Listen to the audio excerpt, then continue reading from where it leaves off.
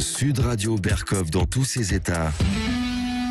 Le face-à-face. Et aujourd'hui, André Berkov est en face-à-face avec Charles Nana, qui est docteur en sciences politiques, spécialiste de l'Afrique des Grands Lacs et des conflits armés, et auteur de cet ouvrage qui risque de faire parler de lui, Enquête sur un attentat, Rwanda, 6 avril 1944, et c'est aux éditions de l'Artilleur.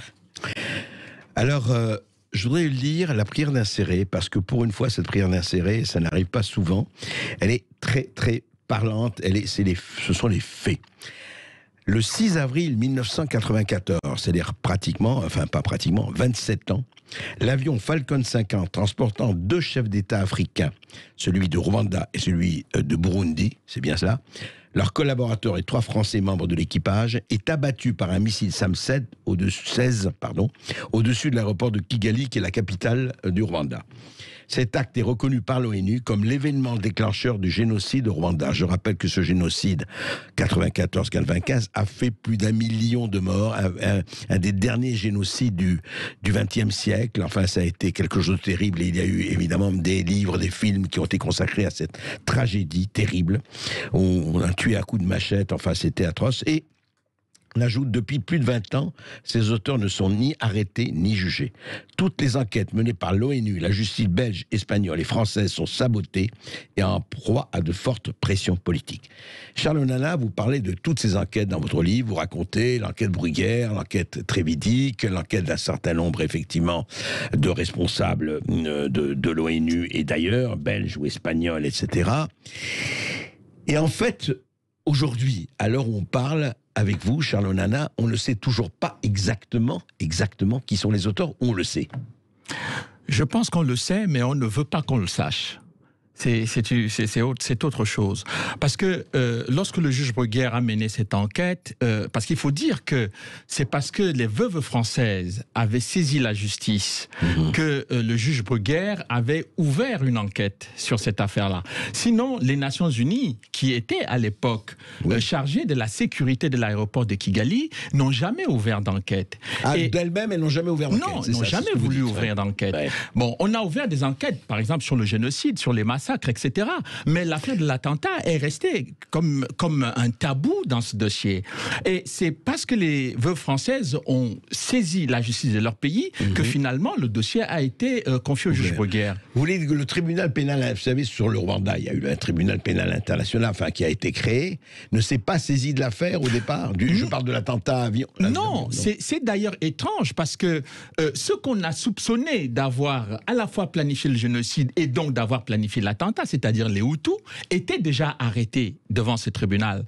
Et donc, ce sont les Hutus d'ailleurs qui ont demandé au tribunal de poursuivre les auteurs de l'attentat. C'est quand même rare dans les affaires criminelles que des gens qui se sentent coupables demandent d'être poursuivis. En général, ils essayent toujours soit d'esquiver leurs responsabilités, soit d'essayer d'éluder. Mais là, dans le cas de l'attentat, eh bien, tous les Hutus qui ont été incarcérés à Arusha ont demandé que les juges enquêtent sur cette affaire.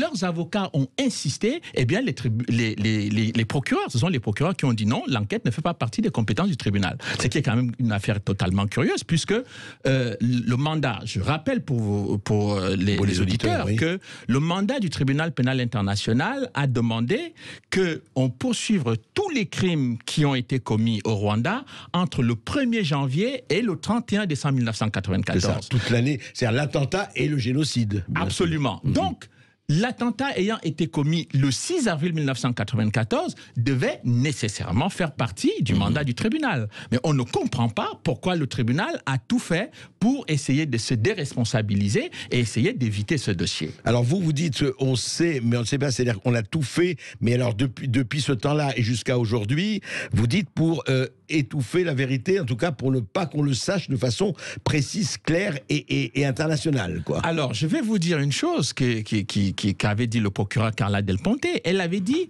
si ce sont les hommes de Paul Kagame, c'est-à-dire l'actuel président du Rwanda, qui ont abattu cet avion, il faudra réécrire toute l'histoire du génocide. C'est le procureur du tribunal pénal international qui le dit. Donc, quand le juge Bruguière est arrivé et qu'il a été saisi de cette affaire, son objectif était d'abord d'enquêter vers les extrémistes Cette Hutus. responsabilité, oui. Voilà, parce qu'il est possible que les extrémistes Hutus aient abattu l'avion de leur président. Bon, ça peut arriver. C'est d'ailleurs pour ça que quand il y a un crime quelque part, on essaye de mettre un cordon de sécurité et on interroge déjà les gens. Si c'est dans une maison, on est quand même d'abord obligé d'interroger les gens de la maison, parce qu'il est possible qu'ils aient commis le crime. Mais au bout d'un certain temps, on se rend compte, par exemple, que celui qui était considéré comme le cerveau du génocide, le colonel Théoneste Bagosora, lorsque Bruguière l'interroge, le juge Bruguière lui demande « Mais où étiez-vous le jour de l'attentat ?» Il était en train de prendre un verre avec les casques bleus de l'ONU du Bangladesh qu'il avait invité. Alors, pour quelqu'un qui organise un attentat ou un coup d'État, c'est quand même étrange qu'il choisisse ce jour-là pour aller prendre un verre avec les casques bleus. Alors, Charles Nana, je vous pose la question parce que là, même le lecteur que je suis, je ne suis pas du tout spécialiste de l'Afrique, donc je ne vais pas du tout sur le fond, on va discuter du fond, parce que vous allez me dire ce que vous pensez, je ne vais pas m'opposer à vous, mais il y a quelque chose, ce n'est pas votre sujet, évidemment, mais enfin, vous êtes d'accord quand même qu'il y a eu un génocide terrible, criminel. Bien entendu. Mais... Et que quand même, ce sont les Tutsis qui ont été les principales victimes de ce génocide. Bien entendu. Mais vous savez, lorsque on ne veut pas entendre ce que vous dites, on essaye de vous faire dire autre chose. Vous savez, le premier livre que j'ai rédigé, sur l'attentat. Parce que c'est comme ça que je suis rentré en fait dans le dossier de l'attentat. Moi, je ne connaissais pas les histoires entre Hutu et Tutsi, je n'en savais rien. J'étais comme tout le monde. Je suis rentré par la fenêtre de l'attentat. Pourquoi 2 chefs d'État dans un avion sont abattus et personne n'en parle? Ça me paraissait curieux. Et vous savez avec qui je fais l'enquête? C'est avec un Tutsi qui a été victime du génocide dont tous les parents ont été massacrés. Et c'est lui qui fait cette enquête avec moi, qui était le représentant du FPR, c'est-à-dire du régime actuel, en Suisse. Il s'appelle Deo Mouchaïdi. Et Deo Mouchaïdi est aujourd'hui en prison. Mais pourquoi? Parce que... En prison où ça? À Kigali? À Kigali. D'accord. Mais parce que il a décidé, lui, de contester la version officielle de l'histoire et de vouloir qu'on prenne en compte toutes les victimes du Rwanda. C'est-à-dire, parce qu'il faut rappeler encore aux auditeurs qu'au Rwanda, il n'y a pas eu que des victimes Tutsi. Il y a eu des victimes Tutsi, Hutu et Twa. D'ailleurs, vous vous souvenez, à l'époque, l'ensemble de la presse disait qu'il y avait des victimes Hutu, des victimes Tutsi et des Hutus modérés. C'est ceux-là qui semblent avoir été victimes. Mais dites-moi juste on va revenir évidemment à l'essentiel du livre. Je voudrais savoir, aujourd'hui, très franchement et honnêtement, et vous n'êtes pas parti, donc vous... En fait, sans faire de chiffres macabres, aujourd'hui, on peut dire que, grosso modo, combien de Hutus, combien de Tutsis ont été victimes de ces génocides, enfin de ce massacre? C'est un tabou. On ne doit pas parler de ça. Parce on ne parle pas de ça. Non. On nous dit, et c'est pas moi qui le dis, tous les auditeurs peuvent vérifier partout, on nous dit toujours entre 500 000 et 1 million. On ne sait toujours pas. Au Rwanda, en 1994, au moment des événements, les Rwandais étaient à peu près 6 millions et demi, d'après les chiffres officiels des Nations Unies. Le recensement de 91. Donc, on ne comprend pas pourquoi on ne veut pas faire une comptabilité claire qui puisse permettre... Elle n'existe pas. Pour l'instant, elle n'est pas clairement établie. Donc, on en est toujours à faire une estimation. Et ceux qui se sont hasardés à vouloir... D'ailleurs, je vais vous donner un élément très important qui va vous montrer pourquoi la recherche scientifique en France, par exemple, est très pauvre sur ce dossier. 2 chercheurs américains, des professeurs Stamp et Davenport, qui sont 2 grands professeurs spécialistes des questions de guerre à l'Université du Michigan, sont arrivés au Rwanda, ils ont demandé à l'actuel régime du Rwanda... Il y a combien de temps, ça, les 2 chercheurs américains? Il y a quelques années de ça. Ils ont enquêté pendant 10 ans. Donc, ce n'était pas une balade touristique. Donc, ils ont demandé combien de rescapés y a-t-il eu dans cette tragédie par rapport aux Tutsis, exclusivement. Ils ont dit à peu près 300 000. Et ils ont demandé combien de Tutsis y avait-il en 94. On a dit 600 000. Donc, quand ils font, eux, les calculs, sur la base des chiffres officiels qu'on leur a donnés, ils arrivent à la conclusion que s'il y a eu 300 000 Tutsis tués, et s'il y a eu s'il y a 300 000 rescapés, et si on est sur plus d'1 million de victimes, ça signifie que la majorité des victimes ne sont peut-être pas exclusivement Tutsis. Bon, ce qui est tout à fait compréhensible à partir du moment où il y a eu un affrontement armé violent. Donc, vous savez, on leur a donné 24 heures pour quitter le territoire. Et alors que ce n'était pas, ils n'avaient pas de parti pris, ils n'avaient pas de position idéologique. On va en reparler de tout cela après les informations avec Charles Onana. C'est quand même quelque chose de passionnant. C'est un des drames les plus effroyables qu'il y a eu à la fin du XXe siècle. Et cet attentat dont on ne sait toujours pas comment ça s'est exactement passé, cet attentat qui a tout déclenché. N'oubliez pas que vous aurez aussi la parole dans quelques instants. Vous nous appelez dès maintenant 0826 300 300. Vous réagissez justement à notre invité Charles Onana et cette histoire du génocide au Rwanda, et puis aux autres sujets, ces 20 églises incendiées en un an notamment, et puis cette influenceuse qui gagne 300 000 euros, qui déteste la France. Sud Radio Berkov dans tous ses états. Le Rwanda, ces images terribles de 94-95, ces images que personne n'oubliera jamais, qui sont gravées effectivement, ces images de cadavres, ces images de corps par centaines de milliers.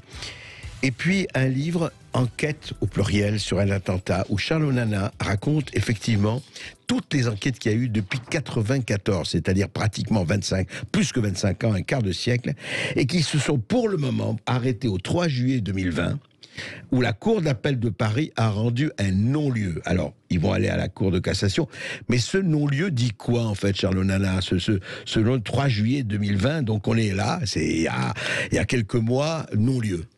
Alors, ce qui est intéressant pour comprendre le non-lieu, il faut savoir ce qui précède le non-lieu. Ce qui précède le non-lieu, c'est les 9 mandats d'arrêt que le juge Jean-Louis Bruguière a lancés contre les proches de Kagame. Et à la suite de cette enquête, le juge Trévidic, qui a repris l'enquête du juge Bruguière, puisque le juge Bruguière a été amené à faire valoir ses droits à la retraite, reprend donc cette enquête, part à Kigali, parce que c'était le principal reproche qu'on faisait au juge Bruguière, c'est de ne pas être allé à Kigali. Pourquoi il n'est pas allé à Kigali? Mais en fait, ce que m'a dit Carla Del Ponte à l'époque, c'est que évidemment, le président Kagame attendait le juge Bruguière de pied ferme là-bas. Si lui, il était parti là-bas, il risquerait de ne pas revenir vivant. C'est ça que j'ai.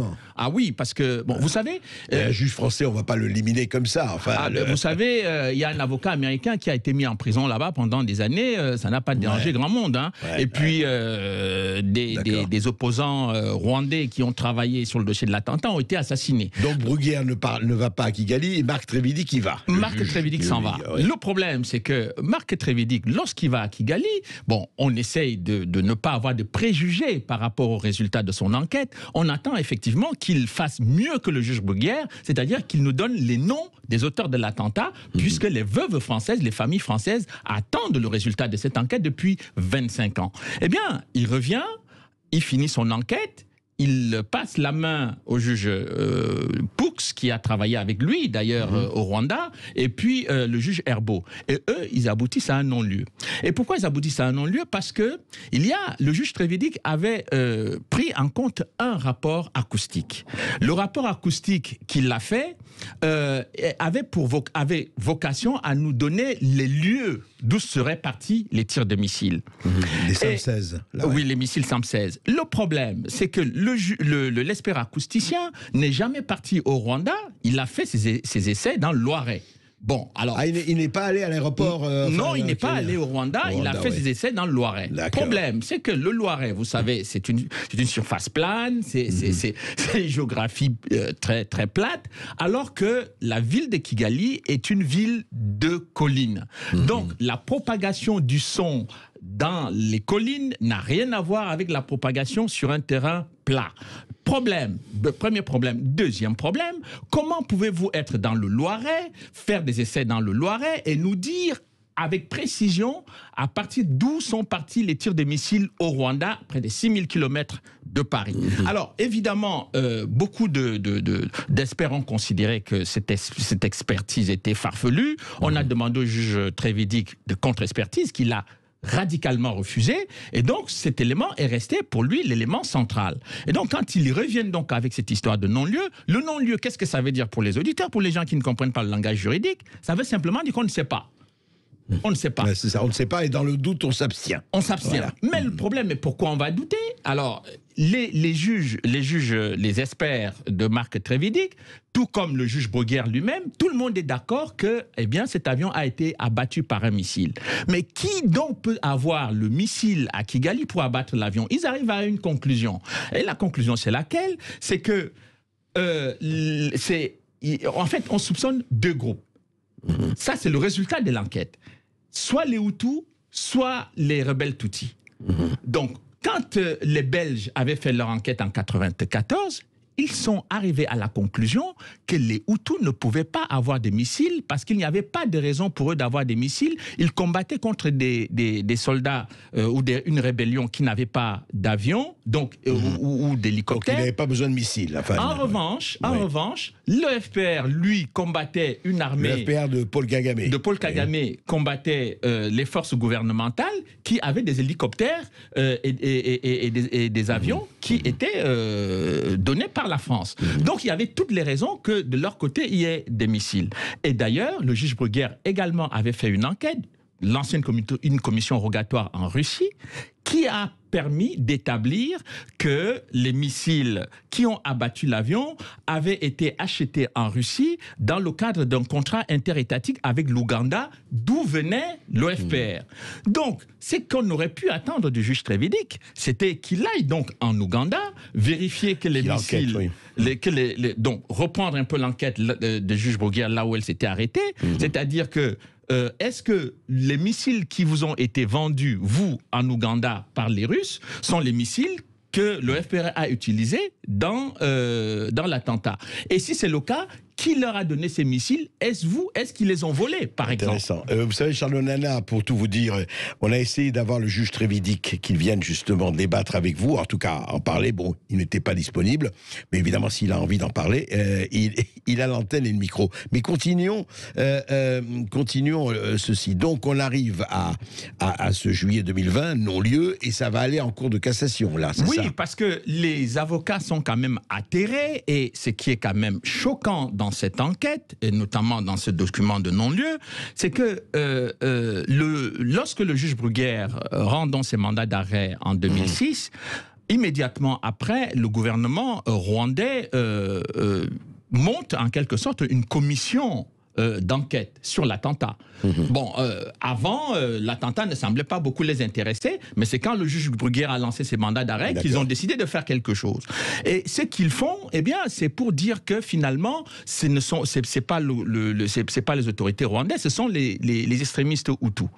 Alors, le problème, ce qu'on ne comprend pas, c'est que les extrémistes Hutus ayant été arrêtés, incarcéré devant le tribunal pénal international, pourquoi on n'a pas remis, le FPR de Paul Kagame n'a pas remis les preuves des auteurs de l'attentat? Parce que eux, la commission, disons, nommée par Kagame, la commission à Kigali, a dit ce sont des extrémistes Hutus. Oui, c'est ce qu'ils ont dit. Ils ont donné cette conclusion-là. Oui, ils ont donné cette conclusion-là. Mais sauf que ils n'ont jamais apporté ça devant le tribunal pénal international. Ils n'ont aidé aucune juridiction, même le premier juge qui avait enquêté sur cette affaire, c'est-à-dire en 1994, c'était un juge belge. L'auditorat militaire belge qui avait enquêté, et le cabinet de Paul Kagame avait empêché le juge belge d'accéder au site de l'aéroport de l'attentat. Ni livré les noms des extrémistes, ni dit qui c'était. Enfin, on attend toujours aujourd'hui. Ils ont fait encore les enquêtes pour accuser la France, etc., etc. Mais si ils ont les noms, mais pourquoi ils ne les donnent pas au juge? Pourquoi ils ne les remettent pas au magistrat? Alors, quel est ce rapport qui vient de paraître, qui blanchit un peu, enfin, qui dit la France n'a rien à voir là-dedans? Vous savez, il y a un rapport qui vient de paraître là. Bon, oui, c'est le rapport américain. Alors, il se trouve que c'est un cabinet américain qui avait déjà publié un rapport accusateur contre la France en 2017. Il disait des choses terribles, notamment que la France avait soutenu les génocidaires et le gouvernement intérimaire. Bon, il se trouve que lorsque j'ai publié mon livre sur l'opération Turquoise, j'ai démontré que toutes ces accusations étaient fausses. Et aujourd'hui, on se rend compte finalement qu'ils n'avancent plus avec arrogance et cette espèce de condescendance qu'ils avaient. Maintenant, on dit oui, finalement, l'opération Turquoise s'est quand même bien débrouillée. L'opération Turquoise a sauvé beaucoup de gens, des Hutus et des Tutsis. Mais avant, ce n'était pas ça. Pendant près de 25 ans, on a entendu que la France a livré des armes aux Hutus. Et moi, j'ai interrogé les Hutus en question. Et ils me disent, mais si la France nous a aidés à nous livrer des armes, etc., comment est-ce que la France peut nous donner toutes ces armes et nous, on perd quand même la guerre?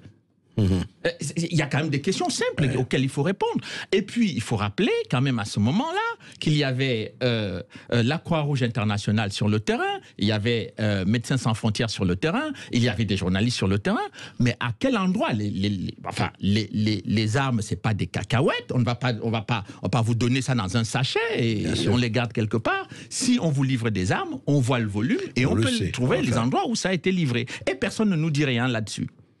Alors, ce qui est extraordinaire dans cette histoire, c'est qu'en fait, on arrive donc après 25 ans d'enquête, et avec, encore une fois, est-ce que vous vous dites vraiment aujourd'hui, Charles Nana, et que s'il n'y avait pas eu cet attentat, il n'y aurait pas eu cette guerre terrible et ce génocide qui s'en est suivi? On peut dire que oui, il aurait pu avoir d'autres causes, mais enfin... Moi, je ne m'aventurerai jamais à donner mon opinion personnelle sur cette affaire-là.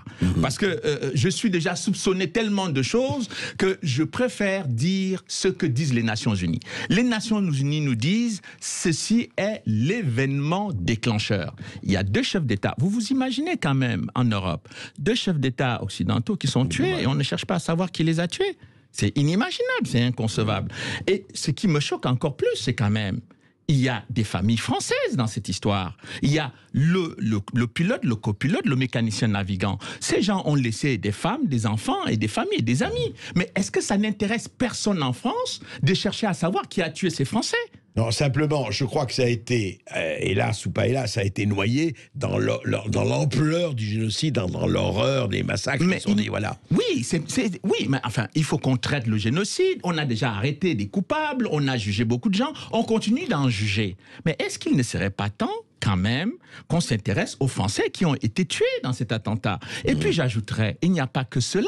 Il y a 2 gendarmes français qui ont été tués juste après l'attentat, l'adjudant-chef Meyer et Didot, et on a tué également la femme de Didot, on a même tué son chien. Le FPR était juste à côté. Mais pourquoi? Le FPR dit dans son rapport, je cite encore, je ne cite que les documents, qu'est-ce que ces Français-là faisaient là? Que ces Français-là étaient en train de décrypter les communications du FPR. Alors, imaginons même que ce soit vrai. Est-ce que ça vaut... Le FPR, le Front patriotique rwandais.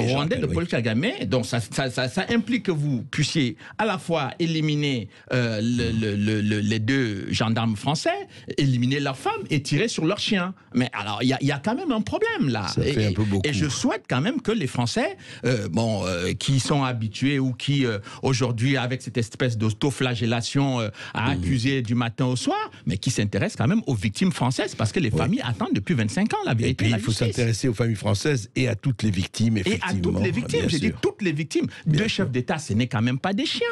Enfin, 2 chefs d'État africains, il faut qu'on sache qui a tué ces chefs d'État africains. Et ben, on va continuer à en parler avec vous et avec les auditeurs de Sud Radio, Charles Nana. Voilà, vous réagissez au 0826 300 300. Vous venez justement poser des questions à notre invité Charles Nana, ou vous revenez sur les autres sujets, notamment ces églises incendiées. Je rappelle, 20 églises incendiées en un an, ou alors cette influenceuse à 300 000 € par mois qui déteste la France. Tous ces sujets, on vous attend tout de suite. Sud Radio Berkov dans tous ses états. Et c'est à vous de prendre la parole et de nous poser des questions en nous appelant évidemment au 0826 300 300. Vous pouvez aussi poser des questions sur notre fil Twitter ou Facebook d'ailleurs. Et puis tout de suite, on va en Alsace. Tiens, on donne la parole à Pascal. Bonjour Pascal. Oui, bonjour Pascal. Bonjour Monsieur Berkov, bonjour Clémence. Bonjour. Déjà, je viens au sujet des églises. Oui. Alors, les églises, faut quand même pas oublier que ça fait maintenant des années et des années que les églises en France brûlent, sont saccagées. En 2017 et 2019, il y a eu à peu près 1000 actes antichrétiens en France, dans l'indifférence généralisée des médias français et bien sûr de notre classe politique qui s'en fout complètement. Par contre, jeter une tranche de jambon sur une mosquée et ça fait la une des journaux pendant 1 mois. Le pire de tout ça, c'est que la cathédrale de Notre-Dame qui a pris feu, encore beaucoup de Français pensent que c'est un mégot de cigarette qui a... Non, c'est pas un mégot de cigarette, je suis persuadé que derrière tout ça, il y a autre chose. Et Macron sait ce qui se passe. Le VRP des Rothschild, du mondialisme, c'est très bien ce qui se passe. Et j'avais aussi une question, Monsieur Berkov, au sujet de votre invité. Oui. Sur le Rwanda. Oui. Moi, il y a très très longtemps, j'avais vu un ex-militaire parler sur YouTube. Et Ex-militaire français ou... Militaire français qui parlait, non, il n'a pas dit son nom, il n'a pas dit son visage. Mais bon, entre-temps, moi j'ai aussi fait d'autres enquêtes pour voir un peu ce qui se passait. Ça m'intéressait beaucoup ce qui se passait, cet acte odieux qui s'est passé là-bas. Et il disait, cet homme-là, que derrière tout ça, il y avait aussi du trafic humain. Alors j'aimerais poser la question à votre invité, est-ce qu'il ne pense pas que derrière tout ça, il y avait aussi une forme de trafic humain? Est-ce que certains politiciens français, peut-être européens, n'étaient pas mêlés à ce genre de trafic humain? Parce que je sais que le grand président Donald Trump est en train de faire une grosse guerre au trafic humain, et j'aimerais savoir si en Europe... S'il y a eu cette histoire, enfin, si dans le Rwanda, il y a eu ce côté-là, c'est ça, cette dimension-là. On va le poser à Charles Onana. Oui, non, je pense que le dossier du Rwanda est très simple, finalement. C'est qu'il s'agit d'une affaire de conquête de pouvoir entre les rebelles Tutsis qui venaient d'Ouganda et les Hutus qui étaient aux affaires. Donc, les uns voulaient renverser les autres, et c'est ce qui a déclenché toute cette affaire. Mais ceux qui ont, par contre, soutenu le FPR de Paul Kagame, c'est-à-dire l'actuel président du Rwanda, avaient un objectif clair avec Kagame lui-même. C'était de s'emparer des richesses minières de la République démocratique du Congo, pays voisin du Rwanda, qui produit le coltan, qui sert aujourd'hui à la fabrication de nos téléphones portables, de nos ordinateurs. Enfin, oui, c'est un produit extrêmement rare, et il est à profusion à l'est de la République démocratique du Congo. Il faut d'ailleurs rappeler, pour ceux qui ne savent pas, qu'en 1942, le coltan était considéré par le Pentagone comme un produit de sécurité nationale. Donc, dès 1942, les Américains savaient déjà que le coltan était au Congo et qu'il allait servir beaucoup plus tard. Donc, lorsque Kagame arrive au pouvoir en 1994, on sait déjà très bien, puisque d'abord il faut rappeler quand même qu'il était en formation aux États-Unis. Il a quitté la formation du Pentagone pour venir entrer à la tête de la rébellion qu'il va diriger de 1990 à 1994. D'accord. Autre... Oui, alors on va dans le Val-de-Marne, on donne la parole à Luc. Bonjour Luc. Oui, bonjour Luc. Bonjour à tous, merci de me faire participer à votre émission. Je voulais réagir à la phrase complètement surréaliste du conseiller mémoriel d'Algérie, dont vous avez, que vous avez relaté tout à l'heure. Moi, je suis pied noir, je suis parti d'Algérie, j'avais 6 ans. Mon grand-père d'origine italienne y était déjà depuis 2 générations. Et je voulais dire que moi, je suis allé à l'école. Il n'y avait pas de lycée français, choses comme ça. Je suis à l'école avec des petits juifs, avec des petits arabes. On était tous ensemble. Et quand en métropole, on apprenait à dire un chien, un chapeau, et ben moi, j'apprenais à dire un chameau et une chéchia. Voilà. C'était une Algérie divine. Et j'ai sous les yeux, parce que j'avais dans mon tiroir de mon bureau, des lettres. Quand nous sommes rentrés en Algérie, mon grand-père, Abel, avait une grosse miroiterie à Alger. On voyait pas mal d'ouvriers à l'époque. Et j'ai ressorti des lettres complètement, je dirais, émouvantes, d'une calligraphie impeccable, d'un français tout à fait correct, qui sont à pleurer. Ouais, j'imagine. Je vous dis, cher Abel, 10 secondes, je vous envoie cette lettre pour vous demander de me rendre un service, comme nous avions l'habitude de vous demander de nous rendre service. Rendez-moi ce service. Envoyez-moi un contrat de travail, même si vous n'avez pas besoin d'ouvrier, pourvu que je sorte d'Alger. Je travaillerai ailleurs, en cas où le nombre de personnel est suffisant chez vous. Car ici, cher Abel, je ne peux pas vivre et je ne peux pas travailler avec les Arabes. Comme ça, j'en ai des dizaines. Des dizaines. Je vous remercie tout le reste de ma vie que je vivrai, car c'est à vous que je dois ce bonheur. Sans vous, mes enfants auraient crevé. Non, évidemment, quand on compare au fait qu'on dise que la France a analphabétisé l'Algérie, c'est quand même... Alors, d'une part, analphabétisé, et puis deuxièmement, cette infamie qui est de dire que les colons étaient d'infâmes personnages, c'est scandaleux.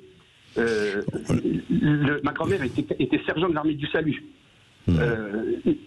La colonisation de l'Algérie n'a strictement rien à voir avec la colonisation de l'Afrique noire, fait par la Belgique, les Pays-Bas et tout ça. Et je pense qu'on ne réagit pas assez à ces infamies. Voilà. Merci Luc, en tout cas merci de votre témoignage et merci pour avoir lu ces lettres. Clémence. Allez, vous continuez de nous appeler justement, réagir au 0826 300 300, on vous attend et on se retrouve dans quelques instants. Sud Radio Berkov dans tous ses états. Et la conversation continue avec vous, chers amis qui nous écoutez, qui nous appelez, mais aussi avec André Berkov et son invité, Charles Onana. Je rappelle le titre de son ouvrage, Enquête, avec un S, sur un attentat, Rwanda, 6 avril 1944. Et c'est 94. Aux éditions de l'Artilleur, 94. Eh bien, pardon. Alors, Charles Onana, juste un mot avant de prendre un nouveau lecteur, avec un nouveau auditeur avec Clémence, soyez moi aussi, parce que quand on parle de livres et de radio, et il y a quand même quelque chose dans votre livre étonnant, et je voudrais que vous m'expliquiez ça. Vous dites, finalement, il n'est pas inutile de suivre ce que pense Paul Kagame lui-même, je rappelle l'actuel président de Rwanda, qui était à la tête du FPR à l'époque, lui qui se défend de l'avoir commis et accuse ses anciens adversaires politiques et militaires. Le 7 décembre 2006, après l'émission des mandats d'arrêt du juge Bruguière contre 9 de ses proches collaborateurs, il avait pris la parole au cours d'une émission de la BBC, donc anglaise, de la télévision anglaise, animée par le journaliste Stephen Shakur. Plutôt téméraire, ce dernier lui demande « Mais vous n'aviez pas le droit de descendre son avion et de l'assassiner ?» Et Kagame répond « Eh bien, j'avais le droit de me battre pour mes droits. » Et le journaliste reprend « Mais croyez-vous que vous aviez le droit de l'assassiner ?» Ben non, bien sûr. Et il rit, enfin, il sourit. Mais bien sûr, Habyarimana, le président du Rwanda qui est mort dans l'attentat, étant du côté de ceux que je combattais, il était possible qu'il meure facilement. Je dis qu'on est toujours dans une situation de guerre, mais ceci n'a rien à voir avec l'assassinat de Habyarimana. Je ne traiterai même pas ce sujet. Je dis tout simplement qu'il n'est pas étonnant qu'un belligérant meure. Certes, enfin, la manière dont il le dit est assez étonnante, quoi. Tout à fait. On a là la démonstration, effectivement, que le fait de dire que ce sont les Hutus, les extrémistes Hutus qui ont abattu l'avion n'est pas crédible. Si lui, qui est devenu président de la République, remplaçant le président assassiné, ne veut pas faire d'enquête et répond comme ça à un journaliste, le journaliste lui dit, effectivement, mais vous n'avez pas le droit d'abattre son avion. Il ne dit pas non, je n'ai pas abattu l'avion. Il dit, mais on était en guerre. Donc, à partir du moment où... Non, il a dit non. Il dit non, c'est pas moi. Enfin, il dit non, mais... Effectivement, pas plus, quoi. Voilà, c'est ça. C'est-à-dire qu'il y a une réponse tellement ambiguë pour quelqu'un qui n'a absolument rien à se reprocher. Il aurait pu dire, écoutez, cette histoire est une enquête judiciaire. Voilà, j'attends les conclusions de l'enquête judiciaire, ou en tout cas, bon, quelque chose de semblable. Ou bien, je ferai tout pour qu'on fasse la lumière sur la mort de mon prédécesseur. Ce n'est pas ça qu'il dit non plus. Donc, on est dans une situation, effectivement, où on sait qui a abattu l'avion, mais on ne doit pas le dire. Clémence. Allez, on retourne au standard, on donne la parole à Emmanuel qui nous appelle de Pessac. Bonjour Emmanuel. Oui, bonjour Emmanuel. Bonjour, vous m'entendez? Très bien. Très bien. Bonjour André, merci encore pour tout le travail que vous faites et merci à votre invité aussi. Alors je vais réagir sur 3 points, mais je vais être assez concis parce qu'il y a du monde derrière, j'imagine. Oui, absolument. Allez-y. Voilà. Alors en fait, mon oncle était chef d'escale Air France à Kigali justement dans les années 80 et il y avait effectivement déjà des tensions, des tensions ethniques qui existent malheureusement dans beaucoup de pays africains. Dans les années 80, vous dites. Oui, c'est ça, à peu près dans les années 80. J'étais petit, donc je ne me rappelle pas exactement, mais c'était à peu près dans ces zones-là. Et un de ses fils est à Dakar aujourd'hui et en fait, on se rend compte qu'à chaque fois c'est la même chose, c'est que vous avez des gens derrière qui ont fait appui sur des clivages entre ethnies. Là il est à Dakar en ce moment, il est à Dakar en ce moment depuis 20 ans et il me dit ça y est, ils ont trouvé du pétrole et les émeutes commencent et j'ai 5 ans pour partir. Et on va se retrouver dans des situations similaires et malheureusement qui se répètent à chaque fois qu'on trouve des ressources. Puisque là votre invité expliquait que c'était un peu une porte d'entrée pour d'autres raisons. Il a parlé des terres rares du Congo, vous voyez déjà. Voilà. Mais, voilà, donc c'est toujours un peu le même schéma en fait. Et là à Dakar, alors que c'était l'un des pays les plus stables d'Afrique, ça commence aussi avec des émeutes qui ont eu lieu il y a à peu près un mois. Donc c'est pas. On espère que ça va se calmer. Oui, mais s'il y a des ressources, il y a un peu de chance. C'est toujours le même schéma. Je voulais réagir aussi simplement sur cette dame youtubeuse qui gagne 300 000 € et qui nous crache au visage. Finalement, c'est un petit peu ce qui nous arrive en permanence, puisque même quand notre président est à l'étranger, il passe son temps à faire ça. Il veut déconstruire la France et son histoire. Donc je vois pas pourquoi des gens, à la limite, réagiraient différemment quand notre propre président ne nous défend même pas, en fait. D'ailleurs, il est d'ailleurs étonnant qu'il le dise toujours quand il est à l'étranger. C'est voilà, c'est des choses qui sont... D'accord. Vous aviez fait un sujet tout à l'heure sur les églises. Oui. Ça fait partie de la déconstruction de la France et de l'histoire. Au-delà du fait du culte, c'est les calvaires aujourd'hui. Oui, c'est une question culturelle de civilisation. Hein. Ça va au-delà de la religion, bien sûr. La France n'a pas commencé il y a 200 ans. Bien sûr. Voilà. En tout cas, merci beaucoup de m'avoir parlé. Et puis, je merci vous souhaite à tous plein de bonnes continuations. Merci. Clémence. Allez, on va aller à Arcachon. On donne la parole à Yves. Bonjour Yves. Oui, bonjour Yves. Oui, bonjour. Oui, bonjour à tous. Oui, simplement, je voulais aussi intervenir par rapport à l'allégation de M. Chériqui, là, sur l'enseignement, l'analphabétisation répandue par les Français. Ouais. Mon frère Albert est né en 1936. Il a eu la chance de faire un service militaire de 27 mois, dont 24 en Algérie. Et après son service, il est resté 3 ans, jusqu'à l'indépendance, comme instituteur dans le Bled, à Bir-el-Ater, qui est un village à la limite de la frontière tunisienne. Donc 3 ans, il est resté 3 ans après 62, après l'indépendance, c'est ça? Non, jusqu'à l'indépendance. Jusqu'avant, après son service militaire, jusqu'à l'indépendance. D'accord. Bon, et bien sûr, il accueillait dans son école primaire, je sais même pas s'il y avait un Européen, un pied noir, hein, si vous voulez. Bon, d'accord. Voilà. Bon, donc vraiment, c'est révoltant de dire que la France a voulu analphabétiser. C'était une période plutôt heureuse, je crois, pour lui. Avec un accueil très, très, très agréable des gens d'Algérie jusqu'à l'indépendance. D'accord. Écoutez, merci de votre témoignage. En tout cas, c'est vrai que, de toute façon, quand on arrive là, il faut aussi dire que c'est des individualités. Ça ne représente pas ni la majorité, ne généralisons pas ni d'un côté ni d'un autre. Mais enfin, ce genre de... Non, mais je ne généralise pas. Je sais.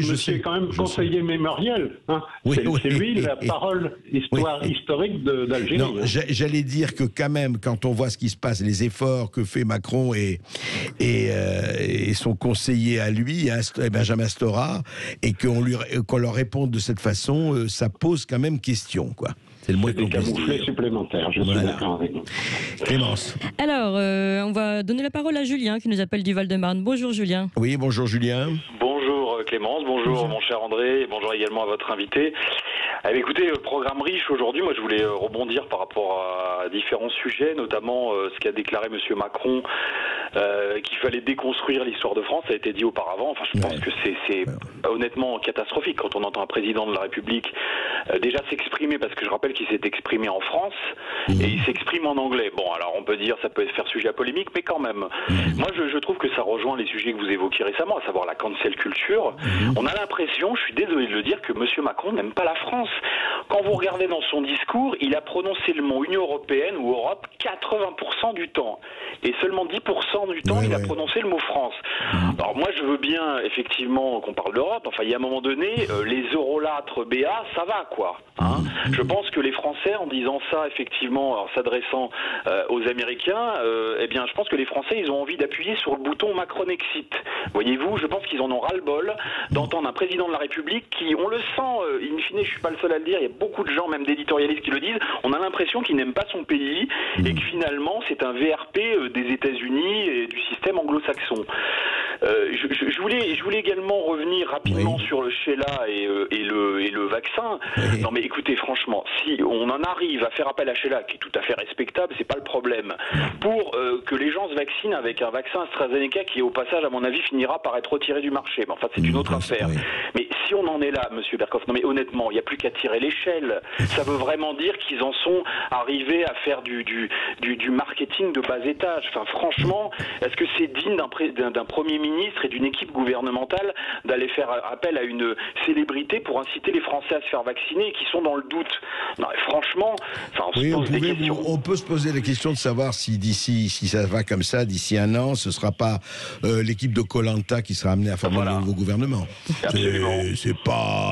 C'est pas complètement exclu. Hein. Si on va vers ça, je crois que... là, honnêtement, je pense que M. Macron a du souci à se faire. Et d'ailleurs, au passage, je pense qu'on peut avoir de sacrés doutes sur les sondages. sondages actuels, je ne sais pas si vous avez vu, qui sont à mon avis très largement favorisés. Vous savez, les sondages. Et je vais vous dire, qui votera verra. Absolument.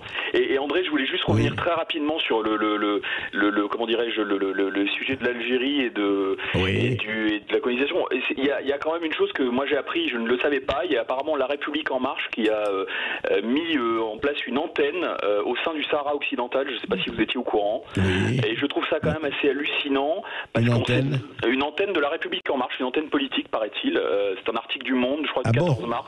Oui. Absolument. Mais pourquoi? Pour quelle raison? Eh bien, je ne sais pas si c'est pour influencer sur la vie politique. On sait très bien que c'est un sujet. Il y a une antenne en marche. Il y a une antenne de La République En Marche dans le Sahara occidental. Apparemment, c'est un article du Monde du mois de mars. Il faudrait retrouver en détail. Mais enfin, je trouve ça quand même assez hallucinant. Moi, je ne suis pas. Je pense que c'est comme pour la colonisation. On sait très bien que c'est des sujets, assez compliqués. Oui, mais moi, je vais vous donner le complément. En fait, il y a des chameaux militants et ils vont apprendre à marcher dans le désert. C'est une nouvelle stratégie qui est en train de se mettre en place pour garder le pouvoir en 2022. Ah, bah, certainement. Je plaisante, mais à peine. Non, mais voilà. Mais tout ça pour dire que, rapidement, que sur l'analphabétisation, faut pas oublier que c'était effectivement une période de colonisation. Et donc, effectivement, les Français ont imposé qu'on parle français en Algérie. Et donc, ils ont annulé l'arabe, si je puis dire. C'est de la cancel culture à l'envers. Donc, je pense pas qu'il faille s'auto-flageller. Je pense qu'il y a des torts des deux côtés. Et qu'à un moment donné, il faudrait peut-être avancer dans les deux sens. C'est ça. C'est surtout que chacun ait fait des erreurs, qu'il y ait des choses, même des crimes, etc. C'est évident. Mais est-ce qu'on va rester comme ça pendant 120 ans encore? Voilà. C'est tout le problème. Pour terminer, le seul crédit, moi je trouve qu'on peut donner au gouvernement algérien et aux Algériens en général, c'est que là il y a le Irak. Ils vont dans la rue de manière pacifique pour dénoncer un système politique qui est complètement verrouillé et pourri, on peut le dire. Et ils ont le courage de ne pas mettre le bazar et de le faire de manière pacifique. Nous, on devrait s'en inspirer de ce point de vue-là, je trouve. Voilà. C'est vrai. Même si tout n'est pas parfait. Merci. Je voudrais poser une question à Charles Onana pour revenir. Aujourd'hui, où en est, quelle est parce que malheureusement, votre livre vient tout à fait à son heure, on ne parle pas tellement du Rwanda en ce moment ici. Quelle est la politique aujourd'hui, l'attitude de la France à l'égard du Rwanda, les relations sont très bonnes, je pense, entre Paul Kagame et le gouvernement. Enfin, ça se passe bien. Donc, on a mis par pertes et profits tout ce qui s'est passé, et on vous dit, mais Onana, pourquoi vous venez ressusciter ces vieilles histoires ? Tout à fait. C'est une politique de rapprochement qui a été initiée par Nicolas Sarkozy et sous la houlette de Bernard Kouchner à l'époque, lorsque Sarkozy est arrivé aux affaires.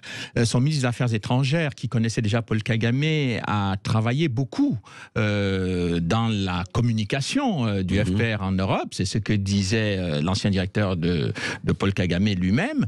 Et donc, cette politique-là est dans une logique de continuité. Et c'est ce qui procède également des deux rapports qui viennent de sortir, qui sont... ce qui est quand même surprenant, c'est que la France a produit un rapport pour s'auto-accuser, et ce rapport auto-accusateur, on croyait que ça allait être suivi d'une reconnaissance, d'un apaisement, etc. Mais bien non, Kagame a produit un rapport américain accusant encore plus la France, et dans lequel le rapport, c'est quand même un rapport qui est fait par un cabinet d'avocats, c'est-à-dire dans la perspective... Un cabinet d'avocats américains, dans la perspective, probablement, peut-être un jour, si la France ne se comporte pas comme Kagame le souhaite, on change d'alliance, quoi. Non, de mettre des gens en accusation, de traîner les gens devant les tribunaux, c'est une possibilité.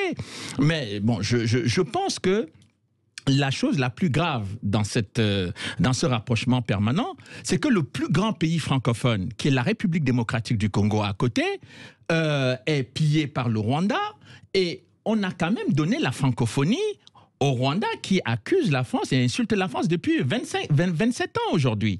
Et donc cela n'a choqué personne en France, et les Africains sont scandalisés de voir que plus le Rwanda accuse et insulte la France, plus la France se soumet à Paul Kagame, et plus la France lui cède. tout, pratiquement tout, y compris ses victimes françaises. Et donc ça, c'est quelque chose il faut que le peuple français prenne conscience du fait que les relations entre l'Afrique et la France sont des relations... Mais c'est au détriment du Congo, ce que vous dites. Mais bien entendu que c'est au détriment du Congo. Écoutez, il y a eu plusieurs rapports des Nations Unies, dont le dernier, le rapport Mapping, qui a quand même fait état d'un pillage organisé et systématique. Du Congo par le Rwanda? Absolument, avec des preuves à l'appui.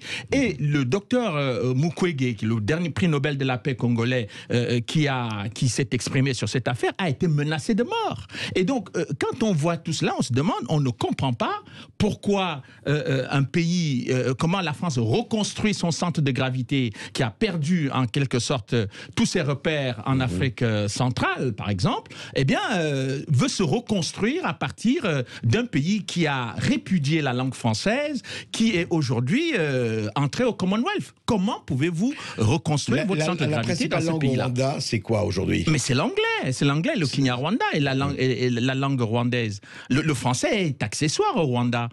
Or, avant la mort d'Abiyarimana, la langue française était parlée par quasiment toute l'élite rwandaise et la majorité de la population.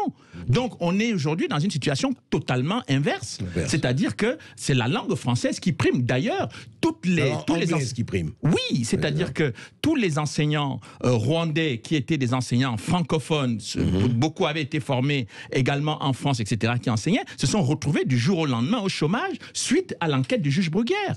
Voilà la réalité dont on ne veut pas qu'on parle. Et quand vous essayez de construire une stratégie de relations entre l'Afrique... Et d'ailleurs, on sait très bien que le poids du Rwanda dans les relations franco-africaines est ridicule.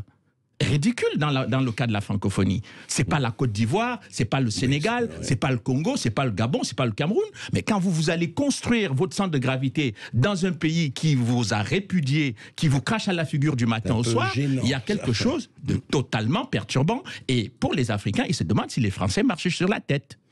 En tout cas, il marche, ça s'appelle En Marche. On ne sait pas encore de quel côté. Allez, vous continuez de nous appeler, en tout cas, nous poser toutes ces questions au 0826 300 300. On vous attend, à tout de suite.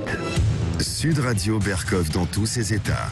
Et vous continuez de nous appeler, de poser des questions, notamment à notre invité Charles Onana. Je rappelle le titre de son livre, Enquête avec un S sur un attentat, Rwanda, 6 avril 1994, aux éditions de l'Artilleur. Et puis, on donne la parole à Michel, qui nous appelle de Montpellier. Bonjour Michel. Oui, bonjour Michel. Bonjour à tous les deux. Je souhaitais intervenir sur l'affaire de l'attentat de l'avion du Rwanda, en précisant que ce n'est en fait qu'un petit épisode isolé dans cette guerre que j'appelle une guerre ancestrale. C'est-à-dire, allez-y. Mitterrand, à la bolle, a demandé aux Africains d'établir la démocratie. Et donc tous les pays de l'Afrique ont couru après la démocratie. Ça a été le cas au Burundi, ça a été le cas au Rwanda. Oui. La démocratie, c'est le pouvoir du peuple, par le peuple, pour le peuple, non? C'est ça en gros. Oui, on peut le dire, absolument. Voilà. Alors, quand il y a 85% de Hutus dans un pays et 15%, même pas 14% de Tutsis, que ce soit au Burundi ou au Rwanda, il paraît assez difficile de comprendre que les uns se laissent dominer par les autres pendant 60 ans. Parce qu'il y a 60 ans, finalement, à part l'épisode Abiyarimana, mais il y avait 60 ans que les Tutsis commandaient les Hutus. Et ça continue, plus que jamais. Et ça, c'est peut-être pas tout à fait normal, et il faudrait se poser peut-être la question... Majorité, minorité, vous voulez dire, c'est ça? Voilà, des minorités, mais ça me paraît très important. Depuis 60 ans, ces deux pays vivent comme cela. Alors, quand on parle aussi de l'attentat de l'avion, il ne faut pas oublier, parce que je ne l'ai pas entendu dans votre conversation, mais dans l'avion d'Abiyarimana, il y avait aussi le président du Burundi. Oui, on l'a dit, absolument. Ah, vous l'avez dit, pardon, je ne l'avais pas entendu. Non, je vous en prie, on l'a dit. Et le président du Burundi qui succédait, il faut bien le savoir, à un président qui, au Burundi, a été élu démocratiquement, grâce à l'action appuyée de M. Buyoya, qui était président Tutsi de l'époque au Burundi, et qui a essayé d'établir la démocratie. Une voix, un homme, une voix. Bon, il y en a quoi dans ces pays? Un homme, une voix, ça donne nécessairement le pouvoir à l'ethnie dominante. C'est évident. Donc c'est ce qui est arrivé et le président élu au Burundi a été assassiné, pendu, étripé. Enfin, par quelques militaires, parce que dans l'armée burundaise, burundaise, il n'y avait pas de Hutus. D'accord. Donc tout ça, ça a créé, à mon avis, une situation dans laquelle la haine est très très forte. Et donc ce qui s'est passé ensuite, c'est un peu la résultante de tout ce que vous décrivez, c'est ça? Mais j'en suis persuadé, je serais presque prêt, on ne prend pas des paris dans des affaires pareilles, mais je ne vois pas comment ces deux ethnies, dans les deux pays, maintenant que les Tutsis ont le pouvoir dans les deux pays, je ne vois pas comment ils lâcheront le pouvoir aux Hutus démocratiquement élus. Qui constitue la majorité du peuple de ces deux pays. Ah ben oui, 85%. Hein, voilà. Écoutez, vous posez une question alors, Charles Onana. Oui. Il dit, oui, l'attentat, mais l'attentat, c'est justement, il faut remettre ça dans le contexte où effectivement la majorité n'a pas le pouvoir, c'est la minorité qui a le pouvoir, dit notre interlocuteur. Je pense qu'il y a beaucoup de choses qu'il a dit Julien. Bon, il y en a qui sont exactes, d'autres qui sont à nuancer un tout petit peu. Je pense que, le problème des processus de paix, des accords d'Arusha initiés, évidemment, encouragés beaucoup par le président Mitterrand. Les accords d'Arusha en 93. 93, c'est ça. Qui ont commencé, les négociations ont commencé en 92 quand même. Et donc, il faut rappeler quand même que le but était le partage du pouvoir entre Hutus et Tutsis. C'était l'objectif principal et les Occidentaux, notamment la France et d'autres, les Américains étaient impliqués, les Anglais, etc., tous les Belges également, tout le monde était impliqué dans ces accords. Et le but était quand même de parvenir à un partage de pouvoir. Le problème, c'est que Kagame et ses hommes ne voulaient pas de partage de pouvoir. Ils ont réussi quand même à obtenir 40% des effectifs dans l'armée. Quand vous êtes à peu près 14% et qu'on vous donne 40% de place dans l'armée, ce n'est quand même pas rien. Donc, si ils avaient envie de partager le pouvoir, eh bien, on aurait eu une amorce de dialogue, de rapprochement et peut-être d'évolution ensemble. Là, qu'est-ce qu'ils ont fait? Ils ont fait ce que Julien décrivait tout à l'heure, qui s'est passé pendant des siècles, c'est-à-dire avant la révolution de 1959. C'était la minorité Tutsi, la monarchie Tutsi, qui dominait l'ensemble des Hutus pendant des siècles. Et ce qui s'est passé en 1959, c'est que les Hutus ont dit qu'ils ne veulent plus revenir à la situation dans laquelle ils se trouvaient sous la monarchie, c'est-à-dire quasiment comme des serfs. Ils étaient, enfin, la monarchie considérait une bonne partie de ces sujets. Voilà, comme des sujets. Donc, les accords d'Arusha ayant échoué par cet attentat, et c'est pour cela que je vais nuancer, pour dire que non, l'attentat n'est pas un détail, c'est pas un petit élément. Parce que cet attentat arrive, comment il a décrit au Burundi, au moment où le président burundais, Melchior Ndadaye, démocratiquement élu en 1993, est, une fois qu'il a été élu, c'était le premier président Hutu démocratiquement élu, mais décide de prendre comme premier ministre Madame Kinigi, qui était dans l'opposition. C'est une sorte de cohabitation qui était organisé, structuré par le président démocratiquement élu qui pouvait se contenter effectivement de sa majorité, de s'installer point à la ligne. Mais là, il a décidé de partager le pouvoir avec les perdants, c'est-à-dire les Tutsis. Eh bien, qu'est-ce qui s'est passé? Il a été effectivement assassiné. Et cet assassinat en 1993 a eu un impact terrible chez les Rwandais, qui se sont dit, mais si les élections, lorsqu'on va aux élections, ça se termine par les assassinats, on est élu et on est assassiné. Est-ce que ça vaut vraiment la peine d'y aller? C'est pour cela que ça n'excuse pas les crimes commis par les radicaux au Rwanda, etc. Mais ça montre les conditions dans lesquelles la psychologie a pu se construire pour arriver aux massacres qui sont survenus en 1994. La deuxième chose que je peux dire dans cette affaire-là, c'est qu'à partir du moment où il y a eu cet attentat contre deux chefs d'État, le chef d'État du Burundi et le chef d'État du Rwanda, la France s'est retrouvée effectivement en position de perte de vitesse dans cette région, malgré tous les efforts qui ont été les siens. C'était la dernière année du septennat Mitterrand, d'ailleurs. C'était la dernière année du septennat Mitterrand. C'est pour ça que je n'ai pas compris non plus tous ces rapports qui sortent pour accuser Mitterrand. Évidemment, tout le monde peut accuser Mitterrand aujourd'hui parce qu'il est mort et qu'il ne peut pas venir se défendre. Bon, heureusement qu'il y a M. Védrine et M. Quilles qui essayent de venir, mais tous les Mitterrandiens savent très bien que les accusations portées contre Mitterrand sont fausses. Et pourquoi? Parce que on a toujours reconnu quand même Mitterrand, il avait tous les défauts, mais on lui a toujours quand même reconnu une chose, c'est quand même il était redoutablement intelligent. Oui, on ne peut pas dire le contraire. Bon, mais quel intérêt a-t-il à aller organiser un massacre ethnique au Rwanda? Quel intérêt? Qu'est-ce que ça lui rapporte sur le plan personnel, sur le plan politique, sur le plan diplomatique, sur le plan médiatique, sur le plan militaire, lorsque ce sont les Américains qui viennent prendre la place? Non, il y a une absurdité dans toutes ces accusations et dans tous ces rapports qui fait que, bon, évidemment, les chercheurs qui connaissent ce dossier depuis 25-30 ans, eh bien, ils regardent ça en se demandant qu'est-ce qui arrive aux Français de se laisser malmener comme ça sur un dossier sur lequel, eh bien, ils n'ont rien à se reprocher. Alors que, par exemple, dans le dossier de la Côte d'Ivoire, là, il y aurait eu des choses, par exemple, à dire sur le rôle de la France, et encore avec M. Nicolas Sarkozy. Mais là, on est surpris de constater que là, c'est le silence le plus total. Et là où la France n'a pas fait ce qu'on le dit, eh bien là, la France elle-même s'auto-accuse. Alors c'est une vraie question qu'on peut se poser quand on écoute Charles Onana, c'est est-ce que la France aime se faire malmener, ce qui partirait pas quand même très franchement d'un bon sentiment, vous savez. Le frapper on vous ouvrira ne doit pas fonctionner à tout vent. Est-ce qu'on a, je ne sais pas si on a le temps d'un... Je ne crois pas qu'on ait le temps. Alors oui. je voudrais juste dire ceci. Le livre de Charles Onana, Enquête sur un attentat, c'est un livre d'enquête, comme on dit. Il enquête sur des enquêtes et il montre l'extraordinaire contradiction et tout ce qui s'est passé. Mais je vais vous dire la chose la plus importante, c'est, je le recommande évidemment aux éditeurs de Sud Radio, mais surtout, en fait, ce qui se montre, ce qui se ressort, Charles Onana, c'est qu'il n'y a qu'une chose qui compte, c'est la transparence. C'est que s'il n'y a pas de transparence, si on reste dans l'opacité, si on dissimule, etc., et ben à un moment donné, ce n'est pas la vérité simplement qui se venge, ce sont les peuples qui se vengent, et là, ça risque de faire très mal, et ce serait terrible.